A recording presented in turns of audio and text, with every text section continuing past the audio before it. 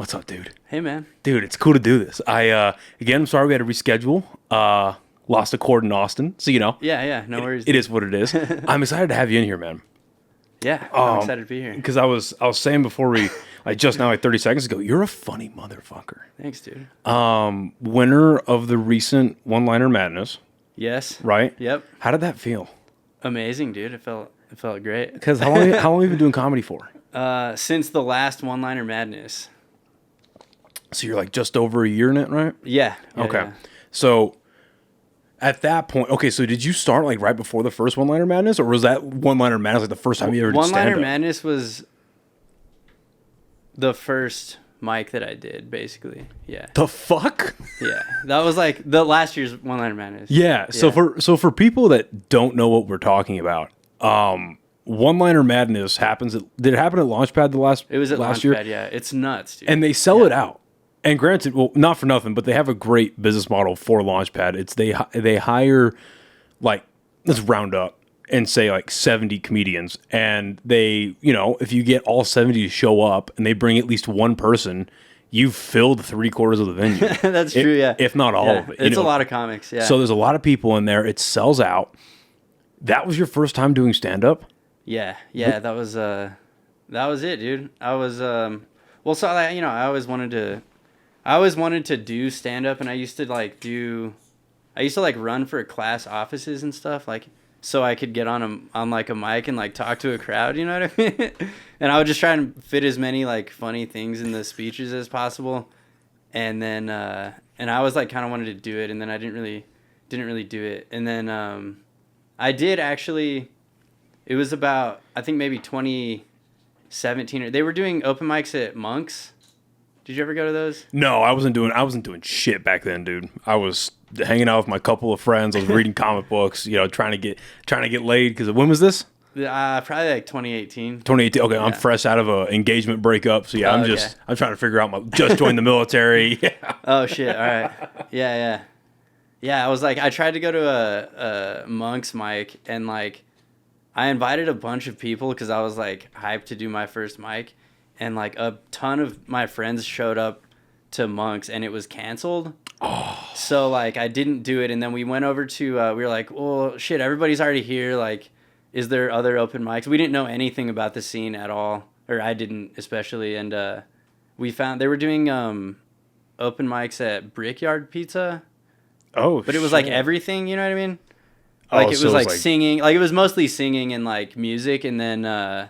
And we like went over there, and I was like, "Can I please like, I was like, I brought all my friends. Like, can I please like tell some joke?" And they let me do like 5 in between some people, and it went well. But it was also like kind of not fair because there was a bunch of friends laughing and stuff like that. But fuck it, so no, I did that. And then, fuck that, dude. That's one of the best pieces of advice that I got from Blvd. One of the best pieces of advice I got from him was like, in the beginning of your stand-up, whether you're doing open mics, whether you're doing shows. Bring your friends, because it shows you can bring people, right? Yeah. You can get asses in seats, which is when you start getting booked for real shows. That's all those businesses care about. You could eat a dick on stage, but as long as you fucking bring people, that's true, yeah. And they're ordering drinks and they're doing whatever, you just made money for them. Yeah. And then B, it's just for a nerves thing. I'm proud to announce that the podcast is now officially sponsored by the fine people over at Chop Chili Company. Guys, this is some of the best chili you can get here in the state of New Mexico, and they are online as well as in stores. They can be found at Smith's, Albertsons, Sprouts, John Brooks, and Lowe's Corner Market. They have 3 amazing flavors that you see here, and they also have frozen green chili that you can get online. Go on over to the website, chopchilico.com, and get yourself some amazing chili today. Podcast is now officially sponsored by the amazing people over at High Desert Relief, a premier herbal destination right here in the state of New Mexico. They have extremely well-trained and knowledgeable staff that are more than happy to help you find what you're looking for, or try something that you maybe have never thought of. They have 2 locations here in Albuquerque, 1 in Santa Fe. All 3 will be listed right here and in the description of this episode. All 3 offering legendary products at absolutely legendary prices, including this awesome merch that they were so kind enough to gift me here All of this can be found at all 3 of their locations. Again, big thank you to the guys over at HDR for supporting. Now back to the episode. You know what I mean? Well, I'd imagine for some people it might be a little nerve-wracking doing it in front of people they know. But for a lot of people, if you're looking out in the audience, that's how it was for me. You know, my first show that I did, I saw my homies like, okay. Yeah, for sure. Yeah, no, definitely. Like, I definitely feel better when I know the people in the crowd, you know what I mean? Like, it definitely took a while. Like, it helped when I started getting to know people who were comics, because then when I would go to the mics, I was like, I know the other comics, and I'm like, feel way more comfortable. But when you don't know anyone, it's like, it's kind of scary sometimes, you know what I mean? No, for real. So you get used to it, I guess. Is Monk's Brewery still around? I have no idea. Because the only reason I didn't even know they had a mic, obviously, back then, but at the, because I used to, at the time that you're talking about, I lived in Fort Hills with 2 of my buddies, and one of them is still my roommate now, but we lived up in Fort Hills, and there's that Smith's right off of Central and Tramway, and so we would go down to that Smith's, and we would get the Monk's beer. It came in a 4-pack, but it was like 9.2%, and we just get fucked up off of like 3.5 beers. Yeah, dude. That's cool. Yeah, I try to find that. That's why it's still open or not, because I still haven't been able to find that beer like anywhere. Yeah, no, I have no idea. Yeah. So we were talking about this beforehand, but you are an educated dude. Yeah. Like, you are educated as shit. And I'm not saying, I don't say in that tone of voice is like a knock on you, but the that's crowd, not a knock, right? the crowd that goes the crowd that goes around the open mics, you're lucky to find a high school diploma. You know what I mean? I guess, yeah, I don't know. So how if you don't mind me asking, how old are you? 32. Whatever your fucking skincare routine is, man, keep it up. Oh yeah. No, I'm just a little boy. So what is your doctorate in? Nanoscience engineering. What the fuck? So was that always the plan? Nah. So what did you originally go for your bachelor degree for? Physics. And was that no, I never really had a plan, I would say. I was just kind of like, I wanted to get a science degree because I was like, thought that would be worth it. And then I just wanted to like keep doors open basically. So I thought physics was kind of like, you know, it's like hardcore science. So like if you can do that, like you can probably branch out. And then I worked for a solar company for a couple years here in Albuquerque. I was kind of like an engineering, like tech assistant. And I was doing like, we would like test components of this tracker. And I did that. And then I don't know, I got kind of bored. It was like an engineering firm. I was like 22. Everyone else was like 45, you know, on a team of like 12 engineers. And I was like, I don't really need to be here. I don't have like kids. I don't have like, oh, you know what I mean? Like, I don't really like need to have this like 9-to-5 life. So I was like, I'm just going to go back, maybe sign up for, I was just going to like do a PhD. I don't know. I was like, I just wanted to see if I could sign up for it and like what would happen kind of thing. You know what I mean? And I started looking around and like UNM has biomedical engineering, which just sounded really cool. And they had molecular computing, which is really wild. It's like this. It's a really like niche field of like trying to get DNA to act like a computer basically and like perform algorithms in like chemistry. So I signed up for that. I'm looking at you like that because I'm fascinated right now. And then so I finished that, and then I finished that in like 2022, and then I didn't know what I wanted to do.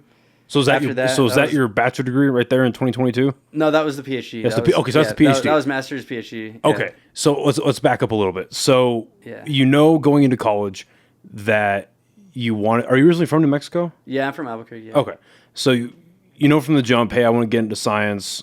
And generally speaking, you know, going into STEM in general is a good investment. At least it should be, right? Yeah. There's an argument mostly against, but for and against the price of college right now. Yeah, totally.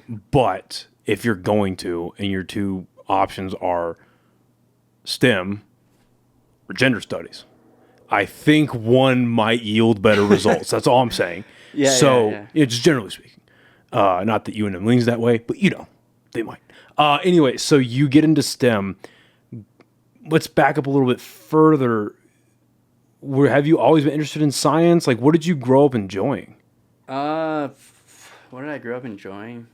Like, I wasn't really into school very much. Like, I was just I had kind of strict parents, so I would like do what I would just like want to keep them off my back kind of thing, you know what I mean? But I was generally pretty smart, so I didn't like, I would just, I would get pretty good grades.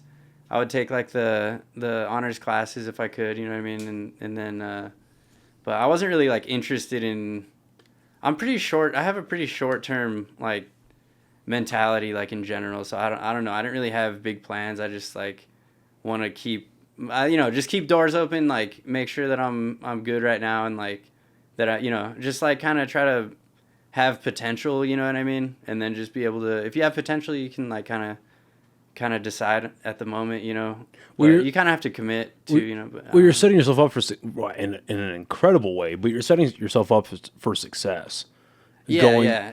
Because it's a safe field to get into because we're always going to need that. But it's an extremely, obviously not from experience. I have an associate's degree in criminal justice, and I dropped out of UNM 3 times and was forced to leave a 4th. So, because the Army decided to cut the funding.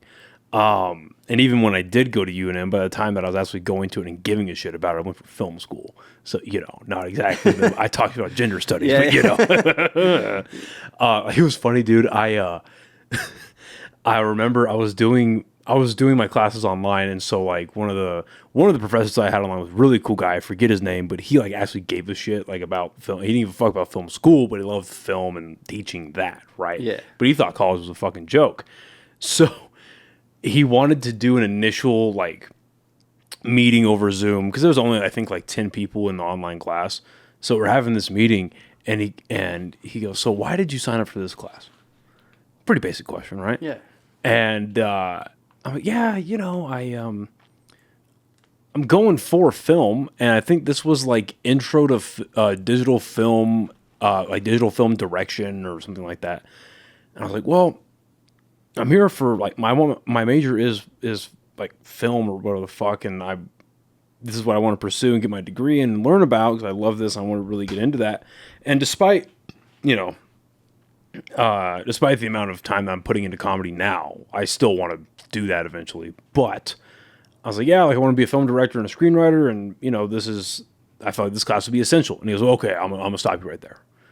Nothing about film school is essential. And I was like, what? He goes, yeah, nothing about what you're doing right now is essential. You don't need to do this. And I was like, okay, respect. Cool. Yeah, cool. I'm out then. Right. Well, I was like, respectfully, then. I know you probably had a plan for this conversation, and we only have about 40 minutes left. But like, if you could expand on that, that would be sick. And then that was in the very beginning of the semester, right? So that was like July, August ish, and then November, like right before Thanksgiving rolls around, and the Army's like, hey, so you know how you're in the middle of your semester, finals are coming up, and, we said we were going to pay for it. Figure it out.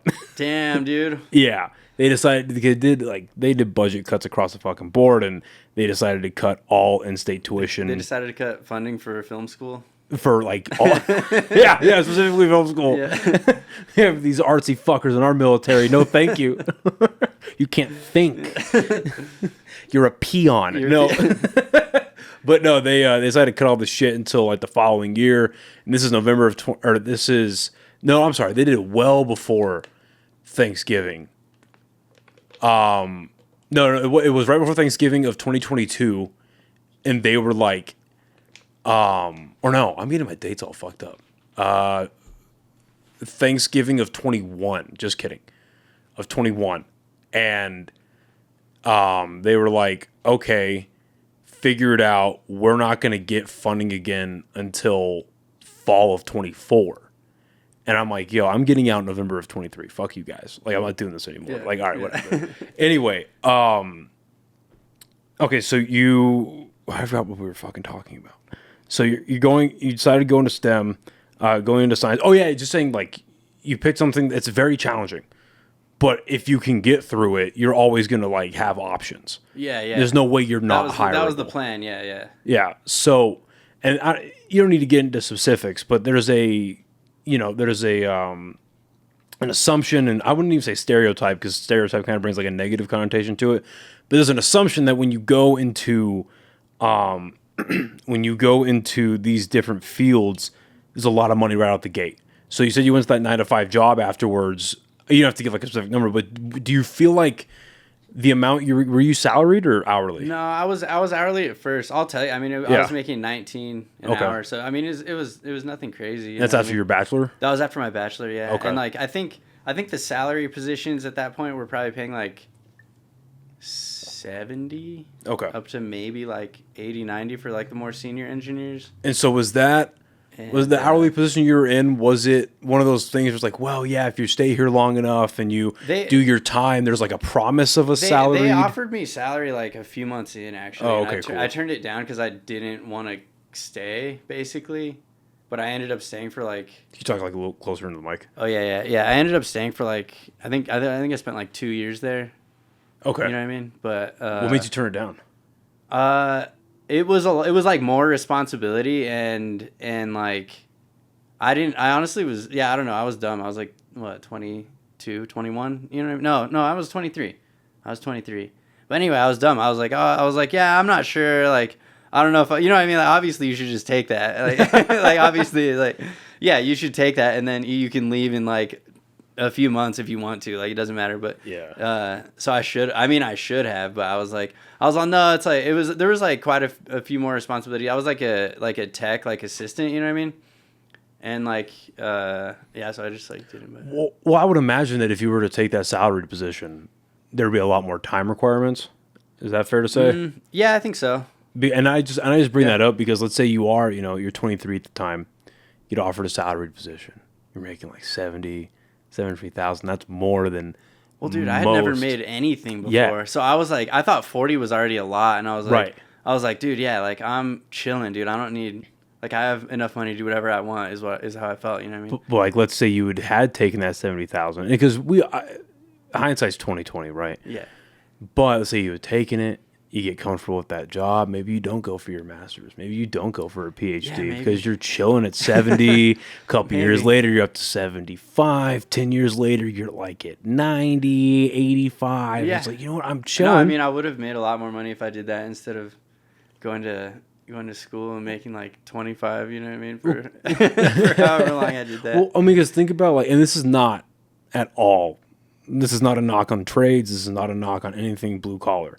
But think about like the amount of guys, like I know a few right off the top of my head, guys in like their early 20s, they go through trade school. It turns out they're really good at it. They start making like $29, $30 an hour, $32 an hour. They're working so much overtime so they can take off a lot of time off. And they just like, hey, the money's great. They like me there. I've been there for 3 or 4 years. I'm not even 30 yet. I've barely broken 25, 26. I'm having a great time. And they just like kind of coast there. Oh, yeah. Not for nothing, but those kind of, I mean, if you love doing that, that's great. But if you have any aspiration for more, that might, unless you're like a really driven person, that could kill it right there. It can, but you also, I mean, there's a lot of people who like go to college and then just still like, still top out at the same level as someone who went to do a trade and did it earlier, you know what I mean? Right. So, I don't know, yeah, I mean. So you end up leaving that job and you go to your master's program. What master's program do you enter? It was the nanoscience engineering program. It was like it was a combined master's PhD and then but I ended up doing computer science for a master's during that, yeah. And what made you choose that? Computer science just seemed like the best thing to do. I don't know, like there's so much, like computer science is so broad. You can work in anything with computer science, you know what I mean? Yeah. So I think and it just is kind of fun. Like I used to play a lot of World of Warcraft in college. It's I don't know, like there's something about like programming that's like kind of scratches the same itch as like video games, you know what I mean? Especially those kind of video games where you kind of like it gets boring cuz you're kind of like you know, there's like daily shit to do, and like it gets boring. You know, have you played like Skyrim or like I tried. You know what I mean? Like those RPG games where like you end up grinding a lot, and you're like, yeah, why am I grinding? And I'm just grinding. It's like you have chores to do. You know what I mean? Like it feels like you have chores to do. Yeah, the only like RPG I really ever got into, like I love Red Dead 2. I haven't played a lot of it, but I love it. Yeah, but like the only RPGs that I really like, I guess RPG that I got into were like the Souls games. I got like Dark Souls and Bloodborne. Oh yeah, I didn't play those ones. Yeah, it's like it's kind of RPG, but even with how non-linear the gameplay is, there's still like a path you have to go down. You know what I mean? Like the intricacies of the levels are so confusing, but like you still have to go down a certain way. Whereas like in games like that, you can just stay in the same village and just go, and just chill. Yeah, dude, and like the games they're kind of addicting, but it's like or like I play like Magic Arena, you know? Okay. Or like Magic the Gathering, the card game. Yeah. And like sometimes I'll play that for like I don't know. You'll play that and it's like it gets kind of boring, but you still do it. You know what I mean? Are you like in a fucking I don't know what the term is, like a league or a team for Magic? No. Okay. No, I just asked because man, like one of the first things I did when I got to Austin, because I'm a fucking, if you haven't noticed, I'm a fucking dork. Oh yeah, I did notice. Is I went to a few comic book stores that were like most recommended, right? And one that I went to was right next to it just said collectibles. I was like, okay, I got nothing to do today, I'll dip in. So I walk in and it's all tabletop stuff, and I don't do anything tabletop related. I just was never introduced to me at a young age. I know what it is, but like I just never like piqued my interest. I was into like video games and comic books and shit like that.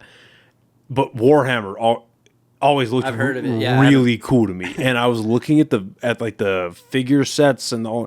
And I was like, yeah, if I get into this, I'm done.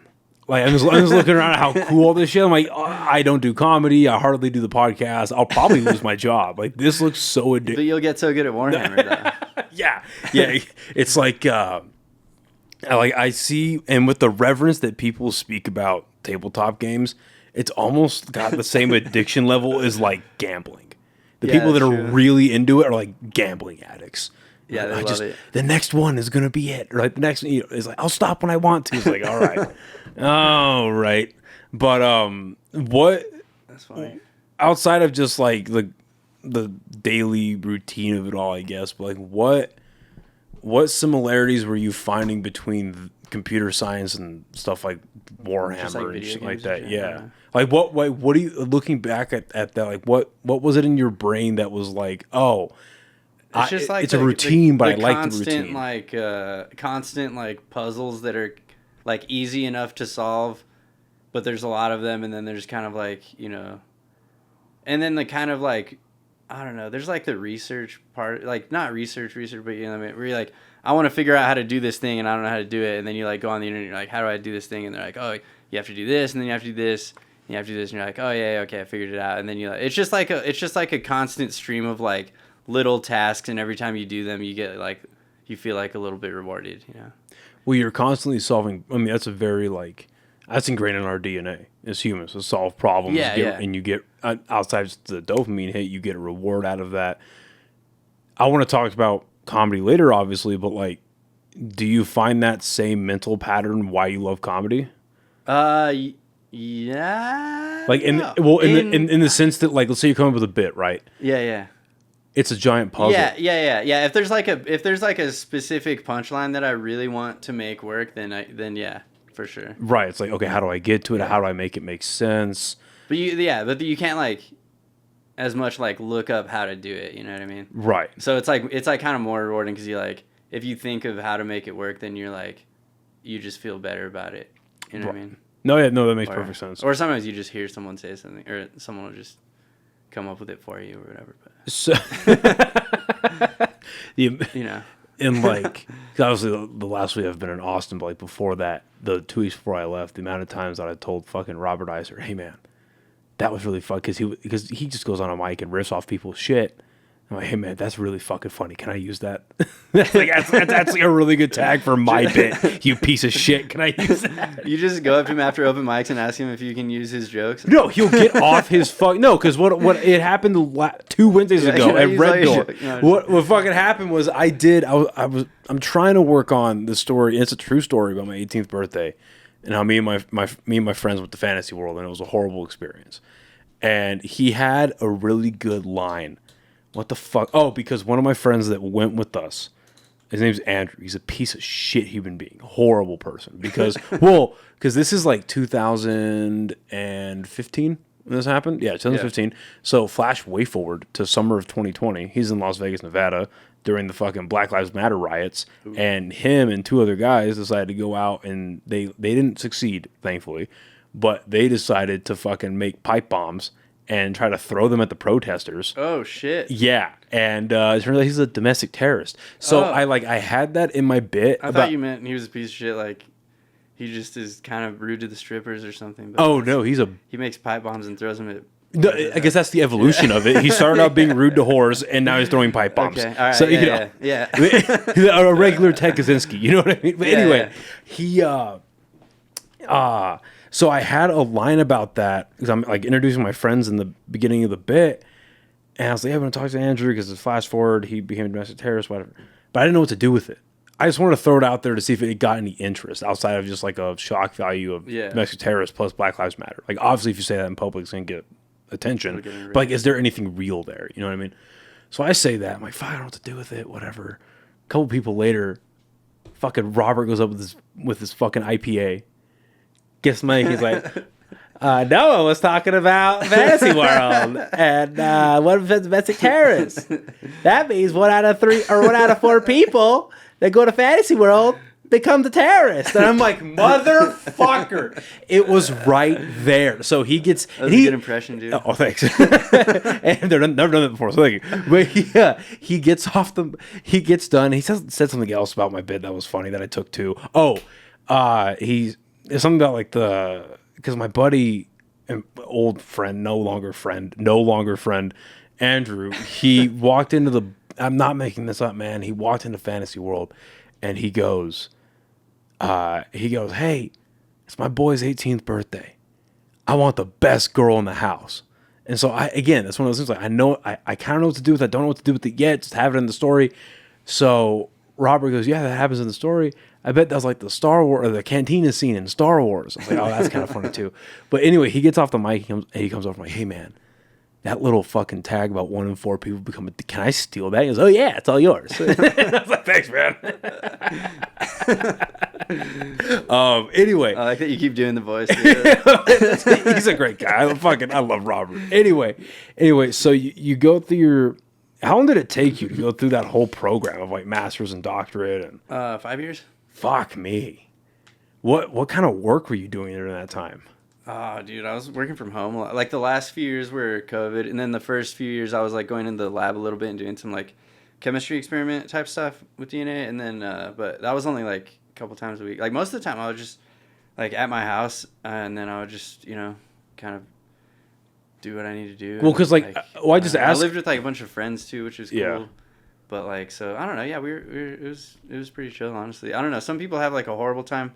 It depends on your advisor, like how much your advisor is like throwing like piling work on, and then just how good you are at like, kind of prioritizing your shit and like, setting your own boundaries and stuff like that. Because it depends, like, you know what I mean? Like if you want to be the top, if you want to be like the most influential researcher, and like be really, really.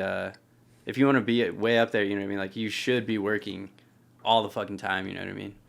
But, like, you can put in as much time as you want, and you'll just be that good, you know what I mean? Plus, however naturally good you are. So, like, it doesn't have to be, like, hell, you know what I mean? Like, well, one of my favorite quotes is you can't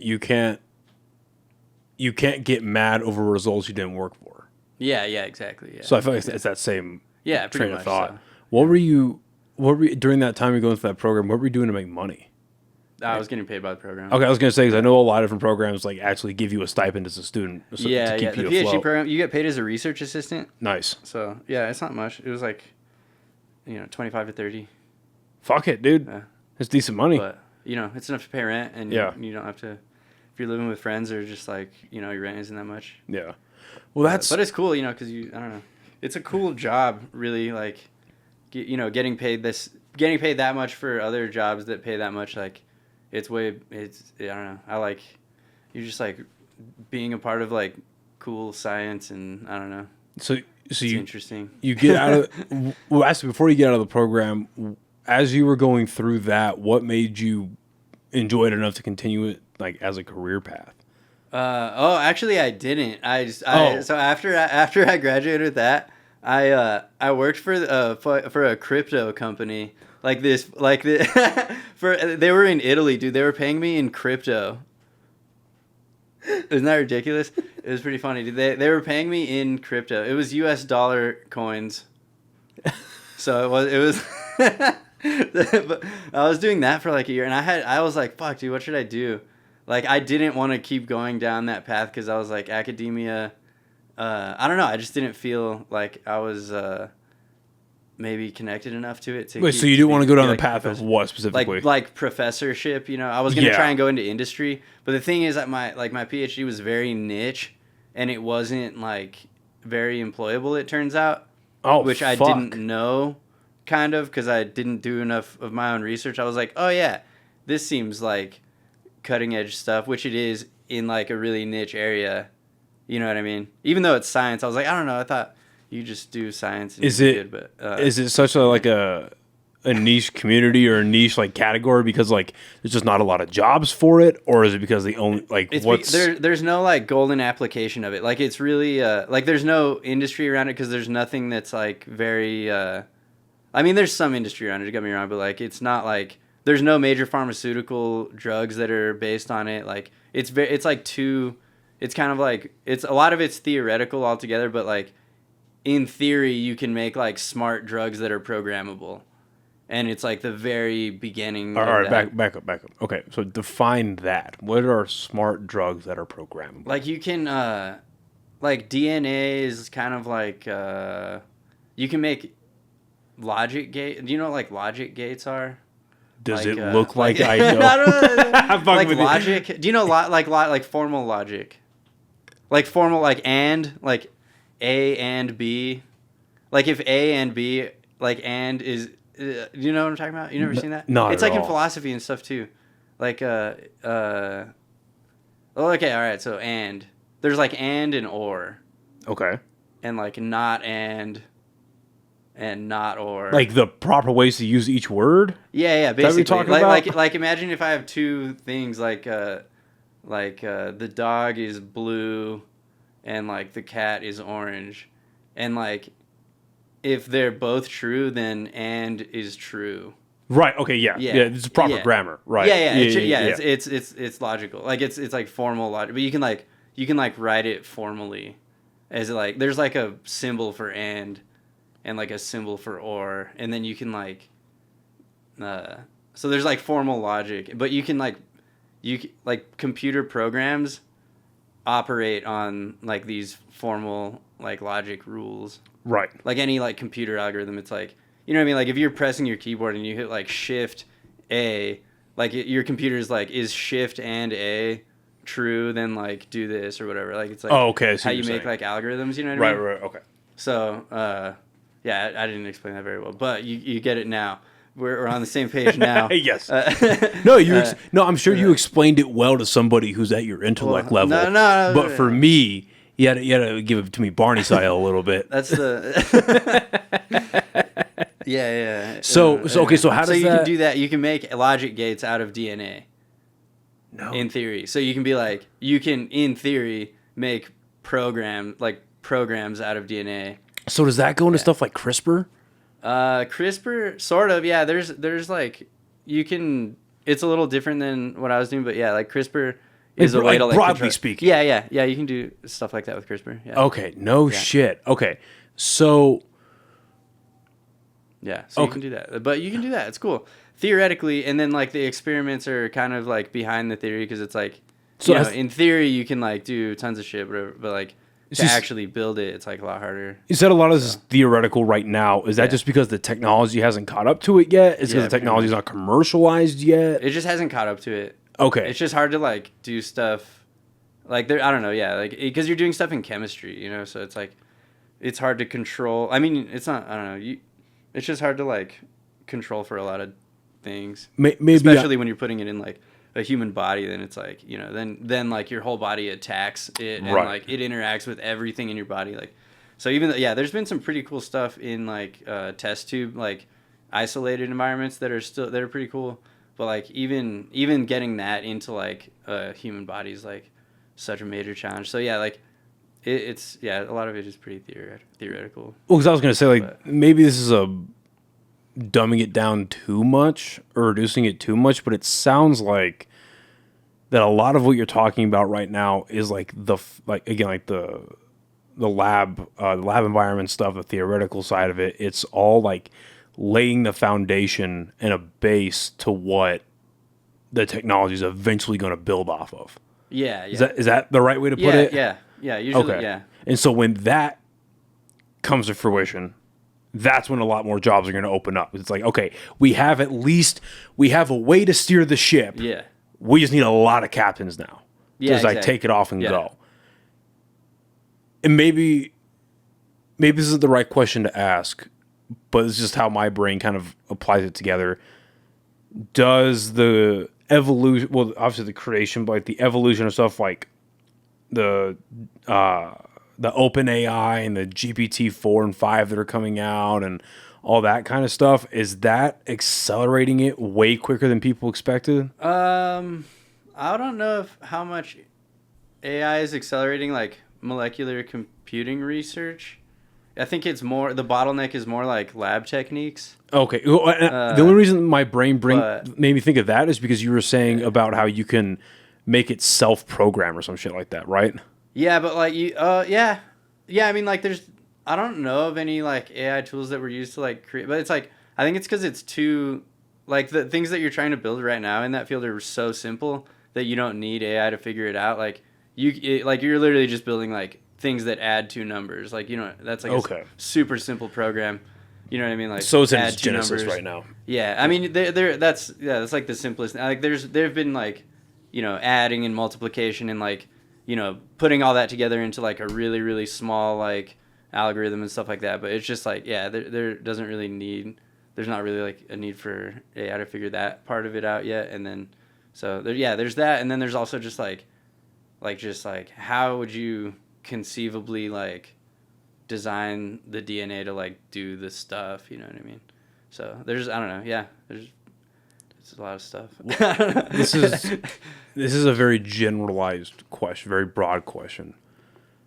What are the in like the biggest medical issues we have right now, right? Like cancer, HIV, AIDS, stuff like that. Yeah.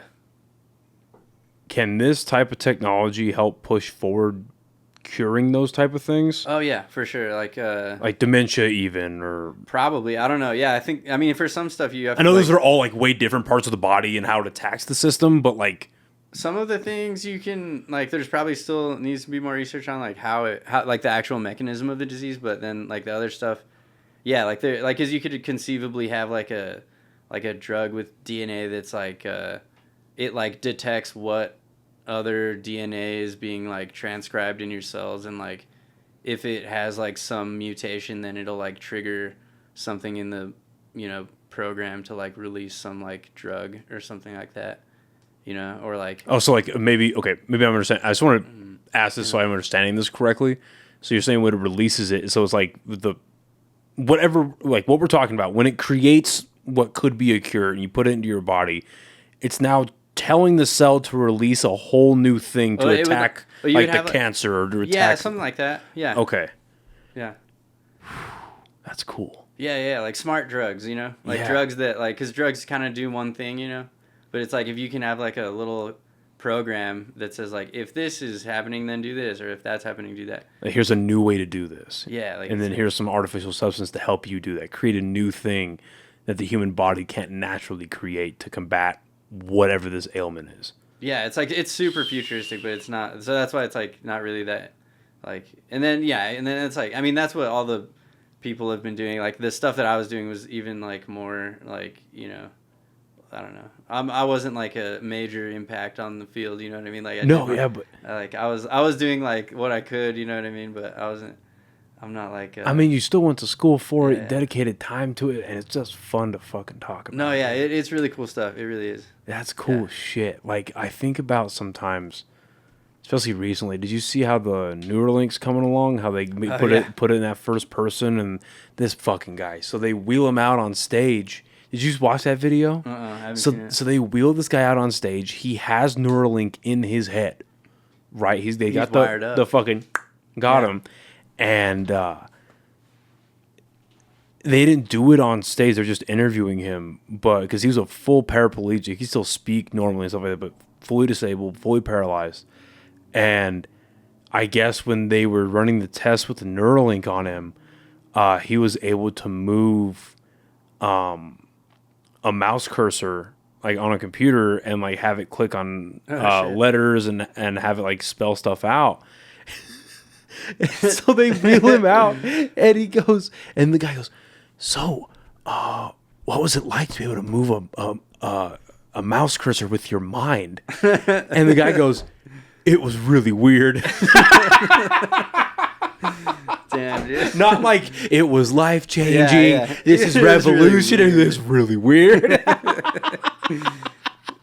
So like, weird. Just shit like that coming up, and like, cause that's. What do you just think about it? Yeah. I mean, it's kind of weird to be able to move your hand with your mind too, right? Is it just the same feeling? Yeah. You know what I mean? Apparently. I guess. It's like the way that it integrates with the brain, cause like, I watched like the broken down version of it, pretty much an infomercial version of it that they put out when Elon had officially announced that human trials are beginning, and however much time it was at that point. It was like a month or so before they had actually started. And basically what it was is they put it, and this is going to show you how much I know the specifics about it. They put it in the specific part of your brain that they feel is the best.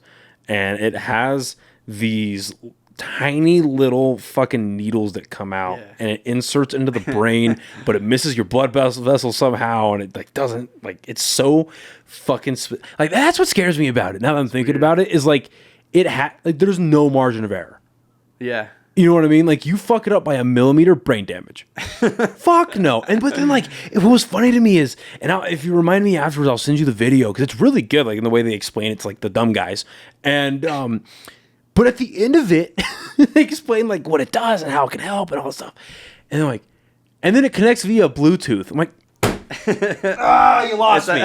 Oh, you've lost me. Like, damn, dude, imagine you get that and, like, Bluetooth just becomes obsolete. Well, my whole thing is, like, fucking, I'm surprised it hasn't happened already, but randomly my fucking Bluetooth soundbar will randomly sound off and be like, subwoofer not found. Or it'll just connect to shit you don't want it to. Or yeah, it'll randomly connect to, like, at least once or twice a week I'll be... You can, like, airdrop stuff to the dude's brain, you know? That's what I'm fucking saying, dude. Like, imagine if you get, like... See how Netflix has tiers of subscriptions, and one's like the ad like with ads and not with. What if you're like poor, but you're paralyzed and you want to fucking move your arm again or move your your lips? They make you watch an ad so that you can like hug your kids, and you're like walking towards it's like a targeted ad. Yeah. Like walking towards your son, and it just freezes you, so you can watch a 30-second ad about. I have to watch this ad about the Whopper replacement therapy. Just a second. This Neuralink is brought to you by Athletic Greens. Yeah. That's pretty funny. Oh fuck! I don't know, man. Like that shit just. And again, like I was saying, like at least twice a week, I'll be listening because I have a Bluetooth speaker in the bathroom, right? So I'll be listening to music on that, and then it'll randomly connect to my soundbar or vice versa. I didn't even turn either one of those fucking on. You know what I mean? So I'm like, yo, what if like the wrong thing is connected to somebody's fucking Bluetooth Neuralink and fucking short circuits it? You know, or like just something it's like goes hackable fucking... at some level. Like, everything's like hackable at some point, right? I don't know. I don't know too much about that kind of security stuff. Well, I'm sure the moment that it came out that Tucker Carlson's Signal account got hacked by the FBI, and all his texts. You hear about that? No, but so Signal's supposed to be like encrypted. It's supposed to be the most encrypted thing out there. You can't touch it. That type, like Trump would brag about it. You know what I mean? Like, you can't touch it. It's the most unhackable. I use it like, wow, they can't touch it. Like that type of shit, right? Yeah. But like, it was because Tucker interviewed Putin in March. I want to say it was like September of last year. He was planning on going to September or October of last year. He was planning on going to Russia, and he was talking to his team about it. And the moment they contacted somebody in Russia, like a handler or something, FBI or CIA, one of the fucking 3-letter dickheads, decided to hack his shit, got all his text messages, contacted him from a really encrypted number, I guess, and was like, hey, you're not going to Russia. You go to Russia, we're going to get you. Damn. Yeah, so it's like the moment I found out about that, it's like, nothing's unhackable. And then, to take it a little, I guess, a bit more absurd, but I mean, it's like a fucking Black Mirror episode. Enough people get fucking Neuralink, and it turns in, and they get hacked. It's the end of the SpongeBob movie. When Plankton's got all the bucket heads on him, and he just presses the button, and he goes, dunk, dunk, dunk, dunk. Like, all hail Biden. Like, I don't fucking want to be that, dude. Yeah. Like, no. Yeah, don't get a Neuralink. Yeah, no thank you. Well, I think about it, man, like are you religious at all? No. Okay. So, and that's fine. But like, in my personal point of view, right, I believe that we all have a soul, right? And I'm not saying you don't because you're not religious, but like, just I'm Christian. Yeah, sure. So we have a soul. And I think about it like, I wonder, and obviously this is a very stoned thought, right, that I had a few weeks ago. And I was like, I wonder, like, let's say every human has this like invisible like soul meter above your brain, right? And it's at 100% because none of us have gotten like a major Neuralink thing, and like the future hasn't happened yet. You know what I mean? I wonder how much, because like I don't think, because I got fucked up eyesight. Like by the time that I'm 55, 60, unless major medical advancements happen, it's more likely than not that my left fucking cornea or whatever is gonna fucking detach. I'm gonna have to get surgery to get it reattached at least once a year. Damn. Yeah, not looking forward to it. So like when the future comes around, I'd like to have a bionic eye. That'd be fucking sick. Cool. That'd be fucking sick. I would like, cool. Yeah, you know what I mean. Or like if people who come back from war get their limbs blown off, you know what I mean. Bionic legs, you know what I mean? That'd be sick. But I think about like with this Neuralink stuff and how many augments you do to your brain, I wonder like how much that takes away from that 100% meter towards like you're not even human anymore. Yeah. That's the shit. That's the shit. That's the shit that scares me, dude. Yeah. Okay. Yeah, I don't know. That's the shit. That's where my brain goes. Anyway, so what did you end up doing with your doctorate afterwards? Because you find out the field's not very viable for hiring now, but yeah, it was hard for me to get. I got like a couple interviews, but it was like adjacent field. It's like continue to talk. I'm just gonna check the cameras real quick. Yeah, for sure. It's like, so I was applying for jobs in like, it's called bioinformatics or computational biology, and that's like where like a lot of cancer research is. And there's like a bunch of DNA data, like of people sequencing, like DNA sequencing, like 23andMe and stuff like that. Yeah. But for didn't that shit get hacked or like probably. sold to China? So. No, it was something like it all got sold, like parts of like Ancestry.com, like all the like the database for all the fucking genetics. Some shit got sold to China or something like that. Probably, I don't know. I wasn't following that. Yeah, I don't know. Again, I just talked about how Neuralink's gonna steal your soul, so don't fucking. Yeah. No, I'm not we're the good, guy. Dude. We're good. Yeah. I'm on board, dude. I'm here. But anyway, you're saying so you're doing. Yeah. So I worked for that crypto company, which was silly for a year. Oh, thank you for bringing that up. So funny. I meant to ask you about that. They flew me to Dubai for a conference. That was wacky as hell, dude. It was so funny. How long were you working for this company for? Like almost a year, dude. I didn't want to for that long. I was like, they were like, I was like, it'll just be some money while I like look for a job. You know what I mean? Yeah. And then, and like maybe if I'm lucky, like this project that they were working on would like, the crypto shit. Every once in a while, one of them just fucking goes Dude, way you're to talking- and then you make tons of money. You're talking to a dummy that invested in Doge. Oh yeah, dude. Yeah, exactly. You know exactly what I'm talking about then. Yeah. Because sometimes I'm a dope. a Dogecoin just fucking makes you a shitload of money. Well, so anyway, so I was hoping Yeah. maybe that this project that I was working for would do that, and of course it didn't. It failed miserably. And, What coin was it? Was I it don't wanna say it. It's really small. You've never heard of it for sure. Oh, okay. It's like it's a no name. Is it considered like a shit coin or whatever? Yeah, you could call it that. Yeah. Well, because I remember like my buddy, he lives down in Cruces and he's big into fucking trading and he actually like he's one of those he's not making millions, he's not making hundreds of thousands of dollars. He'll make like a couple G's a week off it. You know what I mean? Which isn't bad. Which isn't bad. You know what I mean? Yeah. But there's that stigma behind. Oh well, I'm a finance bro and I'm fucking. Yeah. Anyways, he'll make a couple thousand here and there off of it. At the height of what he's doing, he'll make a couple thousand here and there during the week. Yeah, right? Yeah. That's and cool. there's their slows and the whatever, right? Because none of them asking what the fuck they're doing. They just get really lucky and then just blast on social media. But anyway. Exactly. So he hits me up at like 9:30 at night when like right as Doge was rising. He goes, bro, dude, you gotta stop what the fuck you're doing. And this was when like Doge was at like. It was at like 15 cents. Yeah. Which I guess before that, it was maybe at 2, maybe 3 cents. And it cracked to 15 out of nowhere. Yeah. And people were like, what the people fuck? People were going nuts. I remember that. Is going on? So he's like, dude, you and fucking dad, you guys need to fucking set up Robinhood. You need to fucking do it right now. Yeah. And I was like, fuck, money. You know what I mean? So I'm like, okay. It's exciting, dude. Yeah. Well, yeah. So we set up Robinhood. Like 2 days go by, it's rising, and me and my friends, we all buy a shit ton of Doge for like nothing, right?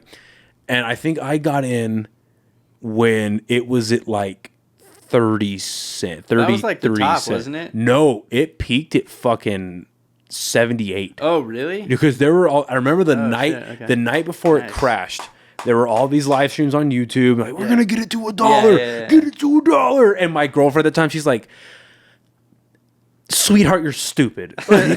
She's like, look, you made money. You need to pull out now. Is things gonna like? She's not a finance person either, but she was like, stop. Yeah, it's like kind of obvious. I was talking about gambling a little bit. It was like, I need to fucking. Me and all my homies were like, hold to $1, pull out at $1. It's hard, dude. It's hard, dude. And it crashed from like 72, 73. It went down to like 40 the next day. I'm like, no, gotta hold it. Gotta hold it. It's gonna go back up. And it just kept fucking.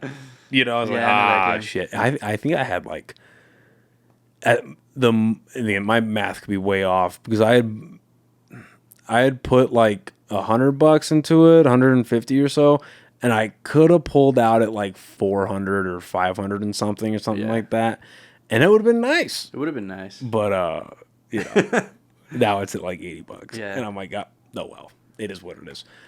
So what did you go out to Dubai for? It was an Ethereum conference. Oh my god, Ethereum! Yeah. I heard that. Yeah, I just think about like that week time period. I've heard that word so many fucking. I was like, what the fuck is ETH? What do I do with ETH? Yeah. How long were you in Dubai for?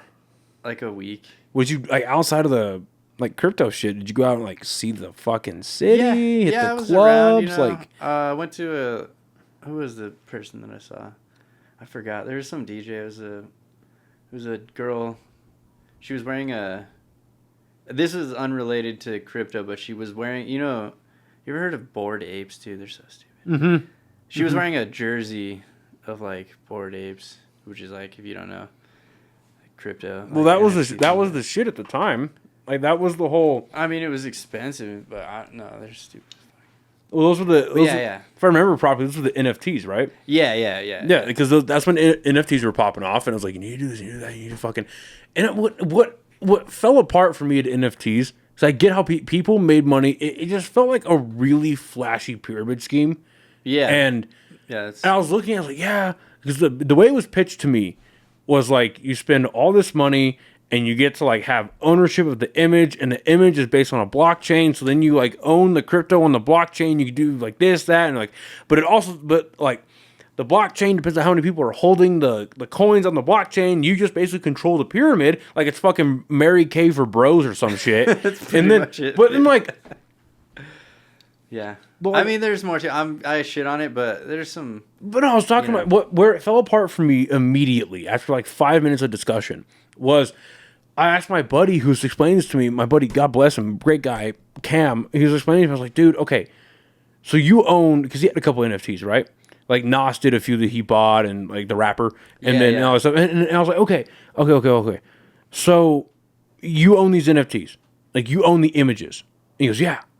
I'm like, okay. But the base isn't the most stable because if those people pull out their stuff, that kind of falls apart, right? And he goes, yeah, kind of, sort of. And I was like, okay. Quick question. What happens if I just take a screenshot of your NFT?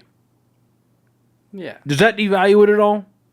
And he goes, well, I don't know, just because and when any answer starts with yeah, I'm like, okay, we're done here. And then and then when Logan Paul went and made his own like knockoff version of it and scammed a bunch of people, I was like, okay, this is all bullshit. This is all bullshit. Yeah. I mean, I don't know. I could maybe later we can.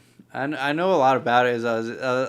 I could explain the technical details and shit, but I don't think everyone wants to hear that. You know, who gives a fuck? This is. I say this a lot, so if anybody... That's not fun. That's not funny. I think it's interesting. This is a comedy podcast, too. No, this is a discussion podcast. Don't let the logo fool you. This is only serious conversations, okay? I say this a lot, so anybody who's heard this already, get fucked. This is the most selfish thing that I fucking do. Like, I only have people on here that I actually want to speak to. Like, would it be cool to have fucking people with, like, hundreds of thousands of this or like this many of that? Like, numbers are cool on social media, don't get me wrong, right? They're great. But if I don't think you're interesting, or if I don't think the subject's interesting, it's going to be a bad podcast. Yeah, that's true. It's going to be a fucking because here, I'll put it to you, this is one of my favorite things I've heard from Rogan, right? And this kind of like solidified, like, there's a good, like, it made sense to me already, but having it put this way, you know what I mean? It's like, he goes, yeah, I don't know shit about woodworking. I don't care about woodworking. But I'm talking to somebody who knows a lot about it, and that can at least speak to it with a certain degree of passion. It's now interesting to me. Yeah. I don't know with how much passion I can talk about crypto. Yeah, but I'm just trying to give you like a base. You know what I mean? We can talk about we can talk about whatever. Yeah. So explain as much as you would like to. Yeah. All right. I'll say that crypto. The thing that I like about it is that it's dude, it sounds so bad, dude. No, it's just all the buzzwords, dude. It's like it's like imagine it's a shared computer, you know? It's like one computer that is the same exact computer all around the world, you know what I mean? Like, it has its files on it and it has the things on it, and so it's like, but you know what I mean? It's not really like no one can. It's kind of like this like, it's just a global single computer, you know what I mean? And you have to pay money. That's what you pay, like, gas fees. You ever mess with that? You have to, like, pay ETH. That's what ETH is for, is, like, paying the miners of Ethereum. They're verifying transactions, and they're verifying the state of the network at all times. So that's what they're all doing. Yeah, so you have to pay them to include a transaction that you want to put on there. So like that is like you pay them for the transaction, and then it gets included in the next like state update for the computer. So it's like if I want to make a trade on like something on Ethereum or whatever, then like I have to like pay them and I'm say I want to trade. There's a contract that's already stored on Ethereum, and that contract controls like, you know, assets. It's like it says who has what assets in this contract, and I'm saying I propose that I want to like buy this much of this thing from this contract, and I'll put in this much, and the rules of the contract say how much it's worth, you know what I mean? So like it's all verifiable, and I can be like, you know, verified by who? All the miners. Okay, so and define, that's what never really made sense to me either, and I could never find a solid answer on it. What is crypto mining? Because the most that I've heard about it is that, and again, I couldn't find a solid answer, so I'm not going to get into that, right? But miners. But I heard about these people that would set up like, and maybe this is bullshit, maybe this is real. That's also why I kind of want to add context before you give your answer. At the height of all this, right? Let's say like into 2020, going into 21, this is around the same time that the GameStop shit's happening, and like the subreddit Wall Street Bets fucking, did their thing and all that. Yeah. So I'm hearing and I'm seeing posts about these people that have like multiple like gaming laptops or like gaming computers, right? And they have it set up in their houses and they set them to mine crypto all day long. Yeah. And they make money off of that. Yeah. Define mining crypto. Okay. Mining crypto is so there's a like it's a chain of blocks, right? A blockchain or whatever.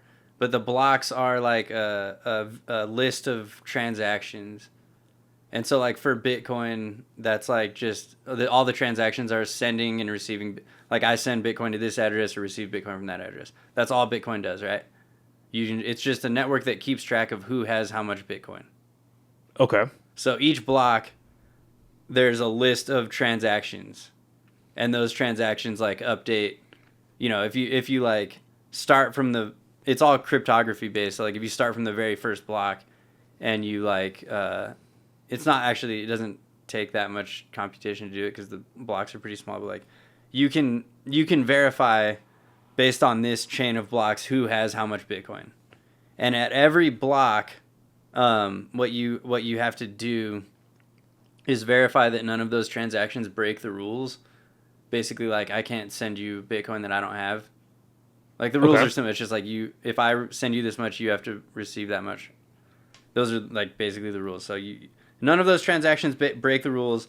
And then as a miner, I'll propose the block, and then I'll propose the block to everybody, and it goes into it's called a mempool. So it goes into the mempool, this list of transactions, and then all of the other miners. So it's like a collection of receipts, pretty much. Yeah. Okay. And so all of the miners are just verifying that that proposed block is valid, and then the thing that it takes so much power to do is that you have to also guess a random number, basically. And the point of that, it's really weird. Yeah, the point of that is to cost energy, to waste energy. The point of it is that you are investing the amount of energy that it takes. Like the cost to you is energy, and you have to pay for that power. So like your electric bill. Yeah. So the point that's what secures the network is that I'm investing like, I don't know, $50 of electricity or thousands of dollars of electricity, whatever, however I'm investing that much amount of electricity because and then I'm saying that this block is valid, and if I happen to be the chosen miner, they get chosen randomly every block, then I get the reward of like 1 Bitcoin. So like you're basically entering a lottery, and in like everybody like is joining the lottery and proposing a block, and if the block isn't valid, then it gets thrown out, and you basically wasted $50 entering the lottery. So and if you're right and you get chosen, then you get like however much Bitcoin. So the price of energy and the amount of time that it takes, it's called like the difficulty level, like how hard it is to guess that random number, which determines like how long it should on average take you to guess it correctly. Okay, so let me pause you there. Yeah, let me pause you there so that I'm going to retort information to you. Yeah. To see if I'm picking on this. All right, picking up on this. Okay. So the blockchain, each block is basically tracking Noah gave Dave 1 Bitcoin. Yeah. Dave received 1 Bitcoin. Yeah. Dave now gives Noah 2 Bitcoin. Yeah. I receive 2 Bitcoin, back and forth. Yeah. And 1 block is a collection of multiple transactions. Yeah.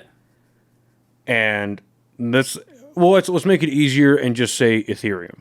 So it's a bunch of people that are trading back and forth Ethereum.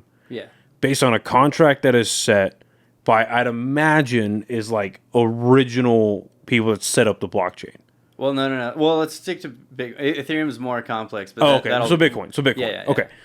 So it's set in place by a set of rules. Doesn't matter where they came from. Rules are there. Okay. Yeah.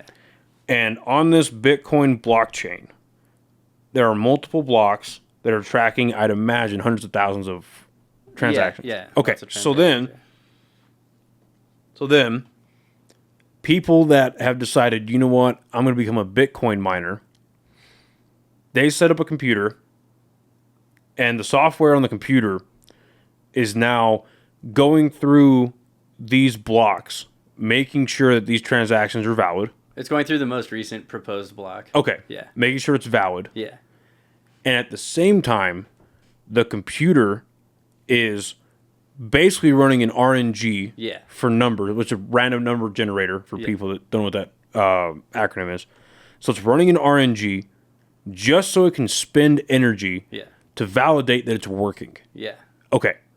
So then, let's say this is computer fucking, I don't know, fucking computer M or whatever. That's the name of the computer. So computer M gets randomly selected, and if it is selected... Or I think it's the first one to guess the number correctly. That's what it is. It's not randomly selected. So it's kind of randomly selected. So who's setting the number? How does the number get chosen? It's not exactly choosing a random number, but that's a good way to think about it. I don't know actually the answer to that. Yeah, fair enough. Fair enough. But you can think of it as picking random. The first person to guess the random number right gets the block reward. They get 2 Bitcoin or something. I don't know how much it is, but and not for nothing, but at the height of Bitcoin, $66,000. Yeah. So everyone's just competing to pick the random number correctly first. But the reason that it makes the network secure is that I was my next question, what encrypts all of this? Well, so it's just that there's a de facto truth that everybody agrees on. If I propose something that's false, then it'll just create it'll just be a new blockchain, but because of the cryptography you can trace it back to the beginning. If no one else is mining that fork, then that fork just dies. It just becomes no. So it's kind of it's a weird honor system almost. Yeah, it's if it's what everyone agrees on, and if everyone agrees on the same thing, then that then that's what is the de facto truth. And if you propose something, you better propose something that everyone's going to agree on, because otherwise you wasted your money. You can propose something and, fork the blockchain, but then you're going to have a dead fork basically. And so the point is that everybody anonymously around the world is agreeing on this same thing, and you can try to you can try to propose something false, but everyone has an incentive to keep the truth alive. You know what I mean?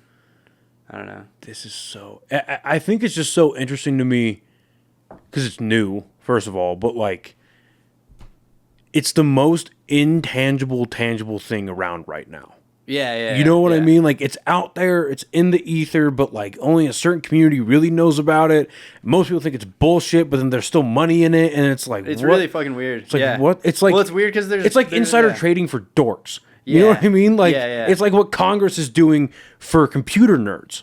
Not calling computer nerds dorks because we all have our thing, but for people that love computers, this is Yeah, it's they're weird insider trading. Yeah, and the more you understand about it, the more you're able to predict what coins might be popular next. Because some things are are there indicators?